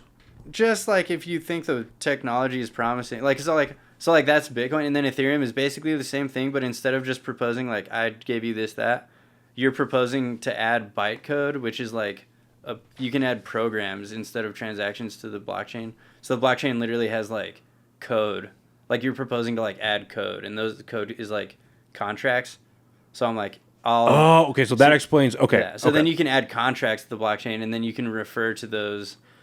Interesting. And so it's so then it becomes this computer, this blockchain of a computer that everybody agrees on, and then in those contracts you can do whatever you want. Basically, the contracts could be contracts for trading, asset contracts for fucking NFTs, which are just contracts that have a picture in them and says who owns them. So I don't know. Yeah, I think the technology is cool from a computer perspective, and it's there's a lot of really smart people inventing it and working on it and trying to it is cool. You can be I could send money to someone in some other country and not have to go through a bank or anything or whatever. You know what I mean? Like there are like powerful things about it. So that's where I wanted to tie a ribbon on this section of the conversation. Is there's a lot of talk going around, positive and negative, of like this being what replaces, we have the U.S. dollar, China has yen, Mexico has pesos, This could potentially replace all of that, where it's like one universal dollar that everyone agrees upon and that type of shit. There'll just be a lot of dollars on if you use Ethereum as the computer or whatever, there'll be ETH, but like right now there's US dollar coins. And it's like the government can start their own contract that is their currency. Right. So like and before I ask my questions to try to like not poke holes in it, but just kind of like present issues, from your point of view, is there a real probability that this could be the thing decades down the line? Because you almost, 20 years ago when you're talking, not even 20 years ago, 30 years ago, into the 90s, right? When you're talking about computers and that type of stuff, it's all fantasy and it's all like, oh, what ifs, and maybe like in 100 years, maybe whatever. But where we are right now, just with the advancement of ChatGPT and like AI generated videos and AI generated pictures, it's accelerating so fucking fast that it's like, okay, well, that's why I presented in that time frame. Is there a probability that in a few decades this could replace the modern currencies that we have right now? Is there a chance? Yeah, I think so. I mean, because it offers, like, if you're a government and you want to use crypto, like, it offers you more surveillance. Like, you can see exactly. Right. You know what I mean? Like, especially if you had like if you're a government, you could be like, all right, everybody has to register like their wallet with the government, and then you can track 100% of all activity on that address or and whatever. I you know fucking what I mean? hate that. Yeah. I mean, and that's where I think it like where all this like really falls apart is even before it hits the government level. No, when it hits the government level, it's different. It's because again, the government, they're just people. Yeah. They're humans doing a job extraordinarily bad for some reason. but like, yeah, I mean, it's people running the system, running these organizations, and they're not ever going to agree on something. They're never going to actually get that together. But even if the major world governments agreed on a fucking crypto to use, then it's just mass surveillance. Yeah. And when is that ever, even just in our lifetime, when has that ever worked out? Yeah. No, there's ZK,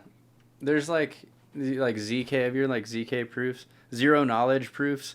They're pretty cool, actually. It's like it's a way that you can like prove who you are while being anonymous, basically, or something. There's like other technology for maintaining like the integrity of this stuff, but also like making it anonymous too. Like there's privacy, like, right? But there's like ways to make privacy. But if the government's creating it, you know what I mean? Like, well, that's the thing about Ethereum is like, it's like Ethereum as it exists right now, the government can't control it because it's a bunch of anyone can start up a node and become a miner, and now they're just securing this like globally. You know what I mean? But the way they connect to is through the internet. I don't know. I don't understand actually that aspect of it, but and I think it is its own network. Yeah, I mean, yeah. You have to connect to the internet to do it. But like I can't throw my phone on fucking airplane mode or my computer on airplane mode and mine crypto. You know what I mean? No, yeah, you're right. So like if the government controls like the funnel in which you access it. But I don't think you can do that for some reason. Like I don't think if you like just have control over the internet that you can like control the blockchain. Yeah, I don't know about that. But I'm like pretty fucking certain that that's not an issue. Okay, because the way my brain's putting it together is like if you control like the funnel to it and you just cut off access. Well, I mean, if you shut down the whole internet, yeah, I guess. No, you just block the sites to get. Like, but I don't think you can do that. Like with this whole like TikTok ban that's happening, right? If they actually decide but it's to not fucking an app. Like it's not an app that you download. Like it's a. I don't know that part about it, but I'm pretty certain because like. Everyone, like people who are super, super into crypto, they're like so obsessed with like privacy and security and like being, that's the whole thing about like being decentralized is like you're not controllable by a government. Like it's like a lot of the people who are like, who invented it, it's like their core values, you know what I mean? So if it was as easy as like, if you can like control the internet. Like pull the cord on the whole system. Yeah, like I think Yeah, I don't know. Like, I'm pretty sure you can't do that, but I don't know. Yeah. Interesting. Anyway. So anyway, you get out of the crypto company. Yeah. And where do you go to next? Where you're at now? Yeah. That's okay. What I got now. When did you start that job, and like when does comedy come into play? Oh yeah. Comedy. Well, yeah. Okay. All right. So when did I start that?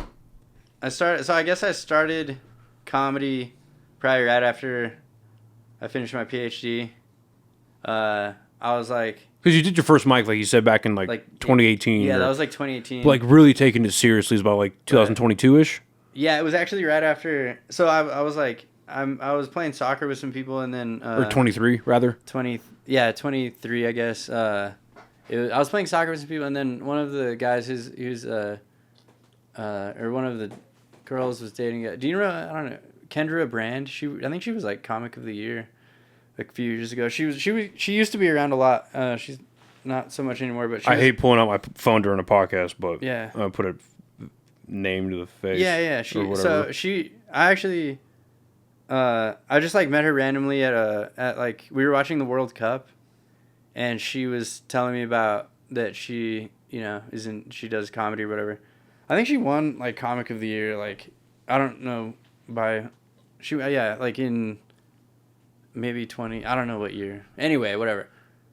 She was telling me about One Liner Man. She was like, "Oh yeah, there's like this tournament like for one-liners," and I was like, "Oh, that sounds fun. Like, can I do it?" And I was like, "That sounds fun. Like, I want to do that."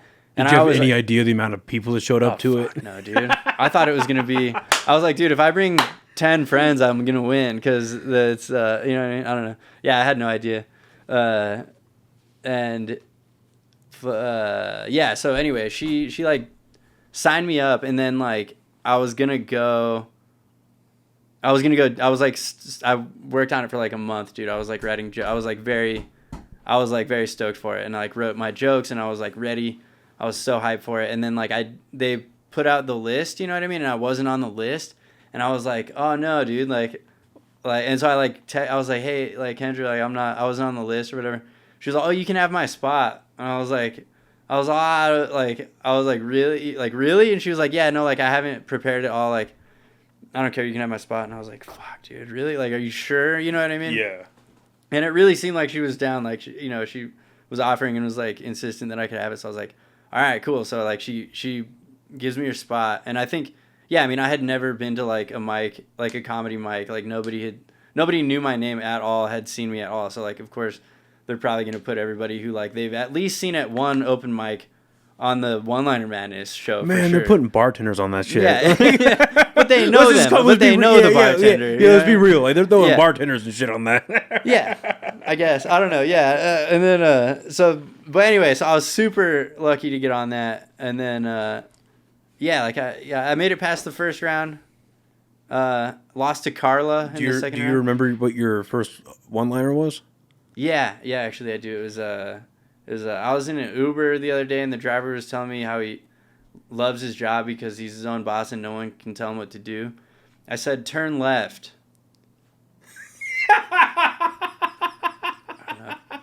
That was like a joke that me and my friend we were in an Uber one time, and that was happening. It was like this Uber driver. We were in like we were skiing or whatever, and this Uber driver kept like turning around. He was telling us about it. He kept playing his own music and telling us how he was like a DJ and stuff. You know what I mean? He's all, dude, like, yeah, like I'm he's a DJ in his Kia Sonata. Yeah. He was just like kept talking about how he's a DJ and like playing his music and like telling us about it.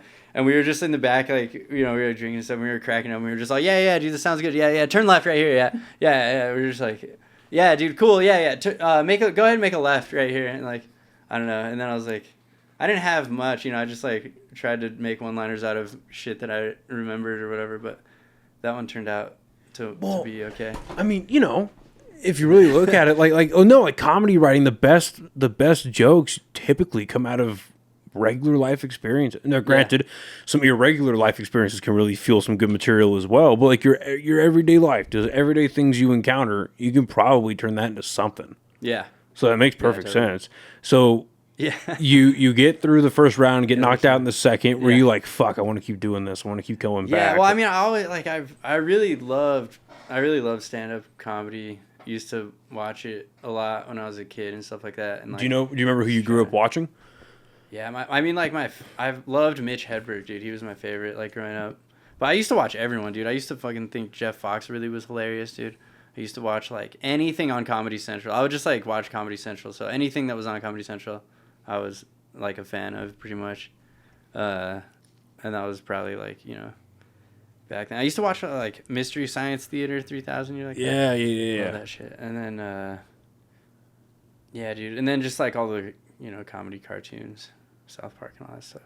So, but yeah, Mitch Hedberg is my favorite, like, in, you know, through like high school and stuff like that, I would say. We were talking about it before we had started shooting, but you're kind of deciding right now, like how far you want to take it, how serious you want to take it, and that type of stuff. And again, I've only been doing stand up for like 6 months. Oh, really? Like 6-7 months. Shit, I'm yeah. you know, in my infancy still, and you're about a year and a half in, right? And maybe give or take. Yeah. And yeah. you get just outsider looking in, dude. You've got it. Like you have it, dude. Like you, like it's subtle, but when you get on, whether it's like, I don't know if I've actually seen you do like a show. Like obviously I watched you with the fucking One Liner Madness last time, but like I don't know if I've actually seen you at like a real comedy like showcase or at a show or whatever. But I've seen you obviously at open mics, and you get up there and you take the mic, like there's like a thing that switches. Like you can tell on your face where it's like, all right, comedy time. Yeah.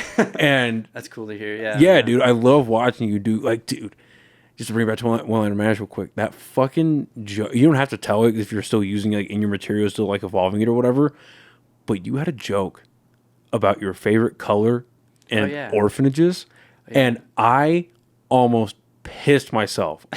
So I get knocked out. That was my the final round of one-liner. Mm-hmm. I did that, but actually that was a different version of that. Yeah. Anyway. So I'm up in the like the upper seating of Launchpad. I get knocked out first round off a dumb Jew joke that I really shouldn't have used off the bat, but whatever is what it is. I was happy to be included. Just happy to be. I was shocked, dude, because I had started, like, I did my first show. Like I literally went from open mic, like one open mic that I ate a dick on. Just absolutely ate shit. And then a month later, I did a feature on a show. That's what I did, right? And then I took a little bit of break. That's cool. And then I started taking it seriously, like mid-October, really going to open mic and shit like that, because I had done 2 free shows. And shout out to A. Marie, dude, she's awesome. She put me on 2 shows, and because it was funny because I did an open mic that she was hosting with Buck at Inside Out, and she came up to me after. She was like, "Hey, I like what you did. Like, you have really good stage presence. You have a good delivery. Your writing sucks, but you have something. I have a show in a month." And I was like, yeah, you know what I mean? Like, sure. So I did like 2 shows, took a little bit of a break, and then really started taking it serious, like going to open mics. We started like writing, started in October, and then, like 2 months later or so, I got asked to do One Liner Madness by Sarah, and I was like, me? It's like, sure, why not? I get knocked out first round, whatever. I go back up top. I'm sitting down and watching it all unfold. And you told that fucking joke. I choked my whiskey. I remember when you dropped, like, because the punchline, something about, like, I don't want to ruin your punchline, but it was something about like a brown kid or some shit like that. Yeah, it's like, I don't want to ruin your fucking joke, because I don't know if you're still using it or not. But like, when you hit your punchline, dude, I fucking almost peed myself. I was laughing so good. Fucking. That's cool. Yeah, that version of the joke is much more racist than the version that I've ever told before, but I just knew it would hit harder. And then it was like, I'd never told it like that before, because I was like, I don't know if I can pull it off, Well, I mean, let's be complete. But it was like, last round, I was like, everybody already likes me because I'm in the last round. Like, I think it'll hit. And it did. But then I was like, Well, even at like the top of their game, right? Even like the top comedians, most of them can't just come out swing, with the exception of like Chappelle or Anthony Jeselnik, or people that are known for like the darker, more like not on the nose, but like like really like taboo topics type stuff, right? Yeah. Most comics can't come out swinging. They have to build the likability in their set, and they have to do all that. And that's exactly what you did. Like, and let's call a spade a spade. With Albuquerque audiences the way some of them are, with just the Albuquerque comedy scene the way it is, like a lot of rooms you can't open up a crazy shit like that. So the fact that like you said it at all, like you gained a lot of respect from me. I got to be honest. I was like, yeah, fuck yeah, that's comedy. That's fucking funny. Yeah. Like, it was good, dude. Yeah. It's just a well structured joke, you know. In my opinion, it is. It's very fucking good. So the way that I've kind of put it together in my head is like with open mics, you know, you're spending it's a good hang, you know, generally speaking. It's a good hang. You're hanging out with other comics, you're having a good time, waiting for your time to go up. But in reality, if you look at it from bird's eye view, you're waiting at least a fucking 30 minutes, 45, maybe even an hour to go up, just to do 5 minutes. And, you know, there's a lot of time spent waiting, right? Yeah. And, you know, you have to really enjoy it. Like, you have to really love stand-up to be doing it, especially in the beginning stages. And even like I went to Austin recently, and I only went to one open mic. You know, I went to a few, but I saw how many fucking people were there, and how there's only like 15 spots, 20 max, and it filled up immediately. I was like, nah, we're not doing it. But I waited fucking like 2 hours at the Creek to go up, and I signed up. Waited fucking 2 hours, didn't even go up. So I was like, okay, I'm gonna spend my time watching good comedy here rather than trying to get stage time in Austin. There's always gonna be stage time, but use my time wisely, watch comedy, not be a part of it. And shout out to fucking Maverick, he's a comic from here. Did you meet Maverick at all? I don't know Maverick. So I think he already been out to Austin at that point, but destroyer of a comic, dude. He's originally started comedy in Albuquerque, really took me under his wing out there. Awesome guy. So I spent my time watching more than I did participating out there. But like, you know, doing it here, you're waiting a lot to do 5 minutes. You're fucking banging your head against the wall. Why isn't this joke fucking working? Why isn't this? Why so many time writing? Like, in the year and a half that you've been doing it, like, what have you found that you genuinely enjoy about stand-up? Like, what's making you go with, even if, like, you say like you're doing it irregularly, but you're a known face. Like, you're a known face, you're a known name. I try to go, like, you know, I haven't turned down any shows. And I try to go to a mic like once a week, and I don't know, man. I just like getting laughs. You know what I mean? Like, I don't know. It's not much more than that. You know, like just getting laughs. That's like I just love getting laughs anywhere, all the time. You know what I mean? Like, I was always like class clown. You know, kind of like I went to a Catholic school. I don't know if you know any Catholic school kids, or I don't know. No, I don't. I went to a Lutheran school and then military school after that. So that's kind of similar. It's really fucking strict, right? Yeah. You know what I mean? And like when it's like really strict and there's just like shit that's off limits and you just don't want to be there, like comedy is just like the best thing ever. You know what I mean? Like, so I don't know. I was always just trying to get laughs in class. You know what I mean? Just say shit out loud and if I could get like the class to laugh, then like I would just feel so good, like, you know what I mean? That's all I cared about, really, instead of academics, really. I was just trying to make people laugh in class and make my friends laugh, you know what I mean? Like, we were always just like disrupting and whispering and doing shit, you know what I mean? I mean, you know how it is. Everybody likes to do that, but that's kind of just the same thing, you know, because you don't really get that anymore, you know, when you're like an adult, like, you're not like at work, like, you know what I mean? Like, you can't just be like, hey, like, yeah, like, you're not just like fucking, you can't like whisper penis to your coworker while your boss is like in a meeting and they're like, you know, you don't get that anymore, dude.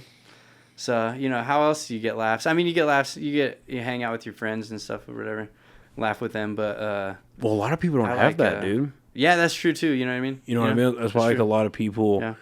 Yeah, that's why I appreciate and I'm not saying this is the reason for people to do this, but like, that's why I appreciate a lot, like, you know, whenever I go out to comedy shows, wherever they're being held, and there's like a dude sitting by himself. You know, it's like, yeah, motherfucker needed a laugh tonight. Yeah. It's Albuquerque comedy. I pray to God he gets it. Yeah. No, it's cool. I don't know. I like being in front of a crowd too, you know what I mean? Some people don't like public speaking. Well, it's I like it. I think I read this like 2 or 3 years ago, but public speaking is like the number one fear of most Westerners. Yeah, I've heard that as well. But I don't know, yeah. It was never like, I hated giving speeches, but I never minded being in front of a crowd, like, as I went through, like, into high school into college, right? Because there were some times where I had to go up in front of, like, students like that and talk, but, like, I was always doing it off the cuff. Like, I never really, like, wrote fucking what I was going to say. And I was okay at it. And, and that's why I always had, like, so much respect for stand-up comedians. Like you were just saying, I grew up watching comedy a lot and really loved, like, I didn't consider it an art form back then because what fucking 13-year-old does. But, you know, I was like, yo, this guy is just talking to a microphone and making a lot of people laugh. How the fuck is that working? I'm not even going to try to look into it. I'm never going to do it. Like, what the fuck? And because I think it's, like, one of, if not the most purest art form. You know what I mean? You don't have a fucking band. You're not editing in real time. It is you and a microphone. Figure it out. Yeah, that's true. And that's why, like, not to go on a complete fucking rant here, but that's why, like, what I've found in the short amount of time of doing it, I hate with a passion. I fucking hate the phrase, "Oh, it's a bad audience." It's like, no, maybe the audience was hard, maybe it was a tough room, but at the end of the day, you agreed to go to that venue and to get up on stage. You could have bitched out. I mean, maybe bad audience. It's just like cold audience sometimes. Yeah, well, I mean, regardless, though, you know what I mean? Like you agreed to go up there and try to make these people laugh. Maybe you weren't the right comic for that audience. Yeah. Or maybe you just don't have it in your toolbox to fucking get up there and do, like, for instance, great example. Were you at Dry Heat any of the 2 times that Jim Jeffries showed up? No, dude, I was out of town both of those fucking times. Man. Okay, so he did a lot of material that was A, new, but B, fucking offensive. Offensive material. Albuquerque, bit of a left-leaning crowd most of the time. It is tough to make these people die laughing at fucking gay jokes, transgender jokes, abortion jokes.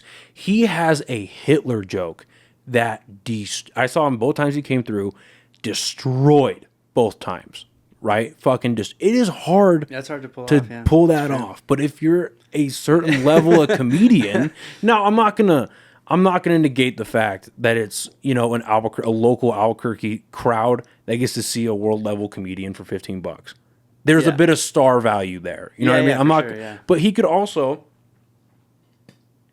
you know, he could have went up there and just been like, "Well, Hitler's funny." Yeah, like he could have, you know, like he could have fucking, but the way he handled it and the way that he, like, I don't want to say it on camera to, like, dish out his, because this is like all the stuff because this is the stuff that he's doing for his new special.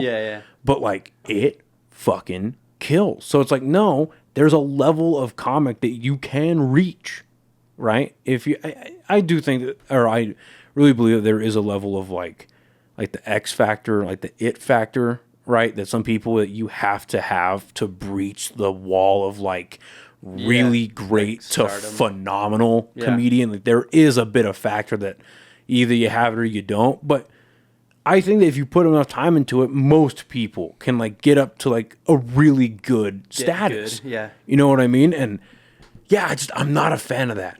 The whole, like, oh, bad audience. Like, no, you just could have been better. Yeah. No, yeah, that's true. You could always be better. You can always, or, like, yeah, I don't know. It feels good when you do good in a bad room, you know. And that's coming from somebody who sucks. Good, yeah. So, you know. I mean, it also sucks when you do bad in a bad room, or when you do bad in a good room too. That also sucks. But it's also, like, funny to bomb, you know. Like, bombing is funny. I disagree. You disagree? It's funny, dude. It's funny when you're not bombing. Yeah, but, like, if you can, like, laugh at yourself bombing, like, it's such a relief, you know what I mean? Like, with rare except, unless you're doing, like, a career making gig or whatever, I'm sure it'd suck if you bomb that. Like, for instance, if Anthony A, he didn't, by the way, God bless him, But let's say Anthony went in front of Gabriel Iglesias' crowd last night and bombed hard. Yeah. That sucks. Yeah, because that then not only did he... that does suck. Yeah, because not only did he just bomb in front of 8,000 people, but like he got a vouch from Kenan Thompson and Gabriel Iglesias threw him a bone. And so you really fucked that up. Yeah. Like that really sucks. Everyone down. Yeah. But like, if you go bomb at Dry Heat, if you go bomb at a brewery, or if you go bomb at fucking whatever, it's not does it suck? Yes, but it's not the end of the world. Yeah. You know what I mean? Yeah. Well, I mean, it's never the end of the world. But yeah, I know what you mean. I would feel bad bombing it. Pretty much any show that I did. Probably the worst show I did was Unhinged once. Where was that at? Bad. Unhinged Brewing. Oh, that's an actual brewery. Yeah. Oh, it's okay. on the west side. Oh, yeah. I've seen the ads. Do that once a month. Yeah. I've seen the flyers for the show, and I literally thought the gimmick was Unhinged. Oh no, that's the name of the brewery. Oh, I didn't know that. Yeah. Who runs that? Phil Romero. Oh, yeah. Interesting. Hey Phil. Ha. Interesting. He's an interesting character. Yeah, I love Phil. Phil's probably Phil and Henry are my two comics I hang out with like the most, dude. Were you at the last writing session at the old Dry Heat location? Were you there for that? No, actually, I just left, but I know what you're talking about. Do you know what happened with Henry? I heard. Yeah, okay, yeah. Henry did a 9/11 joke and no one liked it. It was worse than that. That's right. I don't want to air out his shit, but like, you hear that, Henry? Everybody knows. Well, because my whole thing was like, I was in the back, and I was like trying to give him. A lot of people tried to give him advice, like where he could take the joke and like where it could be funny. We were trying, and again, this is coming from somebody who's not a good comedian. Okay, I do not parade myself as like Albuquerque's next fucking whatever. Because I'm not. Yeah. I'm just trying my best. Genuinely trying my best. And it just got to the point. It got to the point where like Henry was like attacking the comedians for like not liking his shit. I shut up. I'm standing in the back laughing. I'm laughing. and then is this true, Henry? and then Sarah, God bless, she goes, Henry, she tried to be nice, but you could tell she was a bit annoyed. Yeah. She was like, Henry, this is what happens when you bring a really bad joke. You're going to get bad feedback.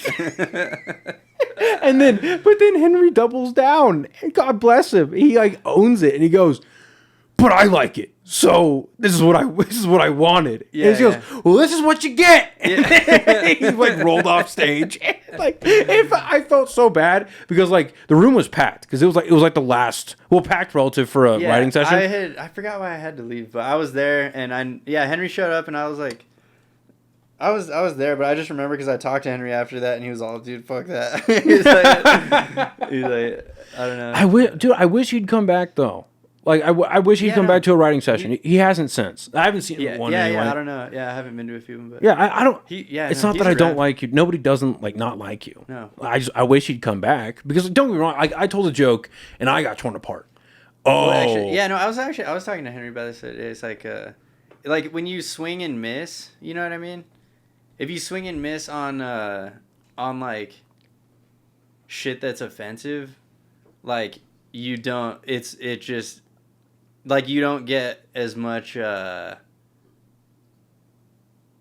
leeway, you know what I mean? Like, if you swing and miss and it was, like, some edgy, offensive shit, then, like, everyone just doesn't like that. And, like, if you swing and miss and it was, like, a silly, goofy joke, everyone's like, whatever. Yeah. But if you swing and miss and it's, like, an offensive joke, then everyone's just like, oh, you shouldn't have tried that. You shouldn't have said that. So it's hard to practice, like, edgy comedy and, like, the whole edgy comedy thing, it's, like, yeah, I don't know, anyway. Yeah, no, the way I see it is you get what you put out, right? Yeah. So, like, if he had done a 9/11 joke and it cracked, people would be like, oh, shit, like, that was a hard topic, but you fucking did it. And it would have been the same energy, but just positive, right? Yeah. But it didn't. So, because like, it's for a writing session. Like, yeah, because like it was like 2 months before that, I think.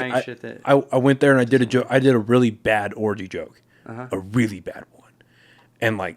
It was bad. Even Steph, he was like, so I'm on the stage, and Steph was kind of like off to the left, like by the front curtains, you know what I mean? And he was like, I'm not gonna lie to you, dude, that was just bad. Yeah. I don't like that joke. That was exactly because like I got like shitty feedback from like not shitty as in like bad feedback, shitty as like negative feedback, right? Yeah. Negative feedback from like 3 people. Bonnie got all pissed off, and then I looked at Steph like a lifeline, and he's like, "You're all please, please. Can I get something constructive?" He's like, "I don't know, bro. That just was not good. I didn't like that joke." I was like, "All right."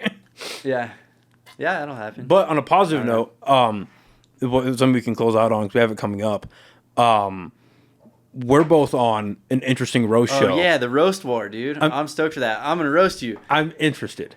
I'm interested to see how that plays out. I didn't know how they were gonna do it. Because it's a 5-on-5. Yeah, it's 5-on-5. And I didn't know how they're gonna do it till I got a group text from Trip, like breaking it down, like how it's gonna go. I'm interested. I like the way they're doing it. So for people who don't know, I'm gonna try to put this podcast out because I've got like 2 more in the can before the roast right now. 2 more episodes. Podcasts. Yeah, 2 episodes. I haven't even started editing yet because I did them out in Austin. So I'm gonna try to put this out before the roast happens. I can't guarantee it though. Yeah. So if it comes up beforehand, come out to fucking it's Outpost. What is it? Yeah, Outpost. I think it's like some number. It's a brewery called Outpost. Look it up on Google. It's in Old Town. Outpost in Old Town. Yeah, and it's going to be on Wednesday the 29th at like 7 p.m., 6:30, 7 p.m.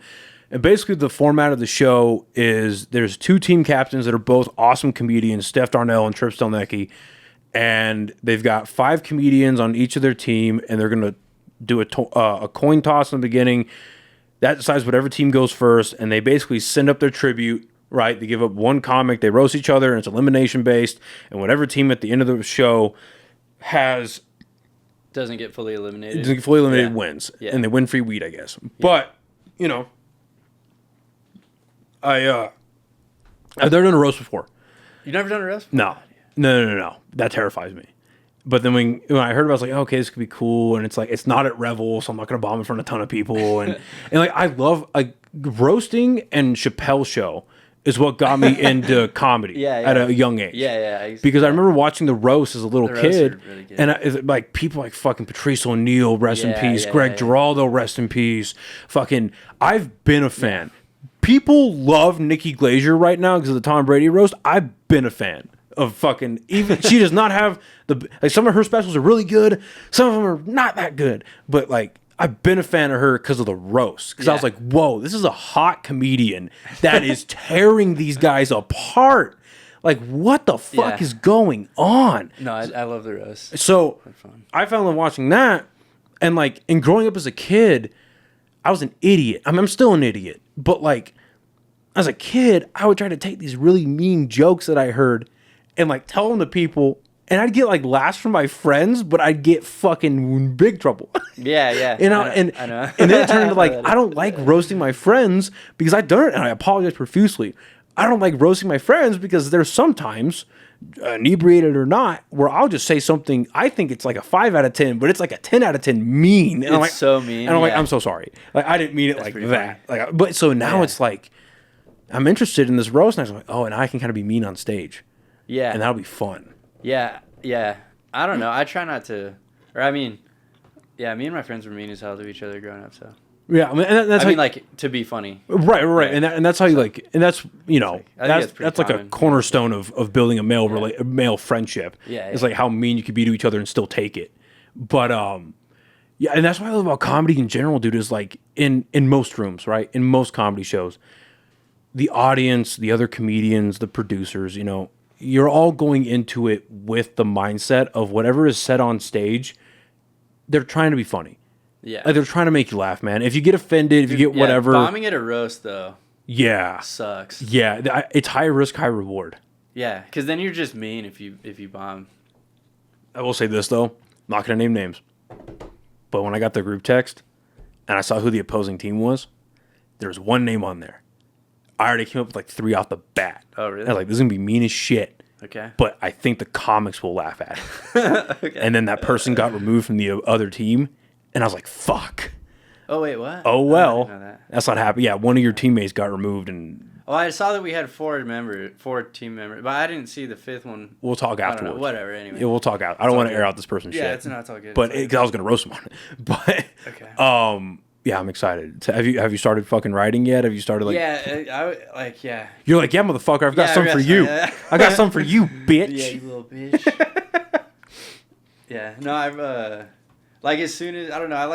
I feel like as soon as I hear who I'm roasting, it's like that's like a good time to just write down like whatever's the top of the brain, like just. Do you know who the other team is? I know who your team is. Yeah. Yeah. Well, that's who you're. I mean, if you're the best on your team, let's say you're the best on your team, you're gonna be having to roast all of us. No, not all of us, but like it's elimination. But like it's like you rotate after every round. Right. So like if you're the best on your team, you'll still. Oh, so it's everyone's rotating. Yeah, it'll rotate. Oh. So everyone will go once first. Because otherwise, if that's what I meant. I was like, if you stay on, then the other team is gonna have to write 10 minutes for you, which is ridiculous. Right. That's what I was expecting. 10 minutes for everyone. You know what I mean? Yeah, that's what I was expecting, to be honest. That's why I was scared of Josh being on your team. It was like, fuck, the minute Josh hits that stage, he's just going to bam. Yeah, bam, and then like whoever goes against him first does 2 minutes, and it's like, all right, we wasted our best 2 minutes on Josh. Now what? You know what I mean? And then you just run away with it. But I think, so that it's rotating. Yeah. That makes sense. So that's good. I'm excited. Yeah, me too. I'm very excited. Fun. I thought you were looking at me right now, dude. You're like, yeah, I'm excited too. I came to this podcast. Did you ever watch way back in the day, it was on MTV. Did you ever watch a show called Yo Mama? No. Oh my God. So. If you have a night, drinks or not, it's funnier when drunk, but if you have a couple of roast? Yeah, so what it is, find it on YouTube. It was hosted. You ever watch that 70s show? Yeah. The dude who played Fez, Women of Valderrama, he hosts it. Yeah. So what it was back in like the mid 2000s, and it was literally a roast battle, but Yo Mama jokes. Only Yo Mama jokes. And what they would do is halfway through so they would take the teams, and they would like do an initial elimination of like half the team or whatever, right? If I'm remembering correctly, because there was like jokes in the beginning of it. I can't believe this is a show. What they would do is in the middle of the episode, they would take the remaining team members and go to the opponent's house and like snoop through their shit. They would and like write jokes based on like what was in their house, and then come back and like, I saw you had a pink dildo, bitch. Like, damn. It's like Room Raiders plus a roast battle. That's cool. It was super dope, and like, because they had the opportunity at the end, if I remember correctly, to roast each other, and then they roasted like your mom is so blah blah blah, right? Like, did they ever reveal the other person's moms? I don't know. That's probably too far. That would have been hilarious. And now we have DeAndre's mother. She's like, what? Like, why do I hear boss music? Yeah, that'd be good. Oh, I'm excited, man. Well, listen, dude, this has been fun. You're a cool guy to talk to. Yeah, we'll kick it every now and again at open mics, but like, I knew this was gonna be interesting, but I'm really happy that you agreed to come on and like we had to sit down for a bit. Man, thank you for having me. This is cool. I was a little nervous, dude. I don't know. Why are you nervous? I don't know, dude. It's just some live, like I don't know. This is your first podcast, huh? Yeah, I've never been on a podcast. So. Oh shit! Would you want to do it again? Maybe. If you ever want to do it again, man, the door's open. All right. The door's open. This was a lot of fun for me. I got to be honest. This was a lot of fun talking to you. Yeah, I was like wondering if the conversation would die, but it doesn't. Because it's like with a podcast, you have to keep the conversation going.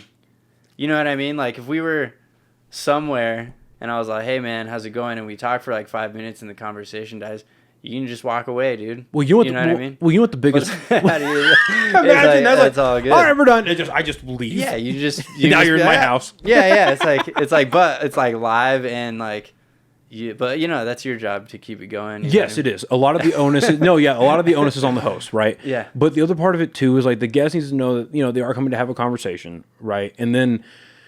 I think the biggest thing though that separate outside of like the technology and that type of shit, what separates this from conversation, I wouldn't even say normal conversations, but like conversations people have today, like on a daily basis, is like with the exception of me looking up a couple of people, right, and then you finding the venue, we're not on our phones, right? That's true. We're not on our phones. We're not in a social setting where it's like if the conversation dies, you can like look at a TV or you can pull out your menu or look at your phone or like just chug your beer till somebody says something. Or no, it's like this is how interactions are supposed to be. You know what I mean? Like, it's supposed to be like real conversation, like hanging out, getting to know people. Like, that's what it used to be 30, 40 years ago. But with the invention of cell phones and with this and with that, and like, and then our fucking attention span just getting fucking blitzkrieged by social media. Yeah. You know, it's harder to do this. That's why this is like, without, like, I love stand up. Don't get me wrong. I fucking love stand up, and I'm going to keep doing stand up until for some reason I can't or I shouldn't, right? But this is the best part of my week. However, whether I do it 1 time a week or twice a week, 3 times a week, whatever, I try not to do it more than 3 times so I can have my own time to myself. And I also I don't get burnt out, but I'm just like, more than 3 times a week, it starts becoming like, all right, the moment it becomes I have to do the podcast, all right, we're taking 48 hours off. You know what I mean? That's crazy. I didn't know you did it that often. That's a lot, you know what I mean? I try to release an episode at least once a week. I'd like doing 2 a week. I like to do like constant content, constant stuff for the granted, wrangling the fucking algorithm is impossible. But like trying to figure that shit out. Like first, I have this tonight, and then tomorrow morning I'm doing another podcast with a local comedian, and then I'm doing that at 12, and then at 5:30 I'm a guest on another podcast. Oh shit! So I love it, dude. That's cool. Yeah, no, I'm not. I don't listen to any podcasts, to be honest. Like I never got into them at all. No like, shit. I didn't know about the whole podcast scene, really. Well, from like the like the podcaster perspective, especially. You know what I mean? Right. Yeah, but, dude. No, that's cool. Yeah, man. If you ever want to come back on, dude, I'd love to have you. If you have any interest in doing other podcasts, I will definitely put you in the right direction because it's a lot of fun. You're a lot of fun. Cool, man. So, Thank you. You're a good guest, dude. Yeah. So let's say this comes out at the latest, like. The latest I can see this coming out is June 3rd. Do you have any shows coming out in June? Not that I know of. Okay. Yeah. I just want to make sure. I know you don't have a big social media presence, but if people want to see you and find you, because you get tagged in shit. You get tagged in shows. Yeah, I get tagged in shit, and I post the shows that I'm doing. So where can people find you on Facebook and Instagram? At Dave_Corvette_. Cool. Yeah. All right. Thanks, man. Yeah, man. It's a lot of fun. Thank you everyone for listening and watching, and we will see you next time. Bye, everybody. Oh.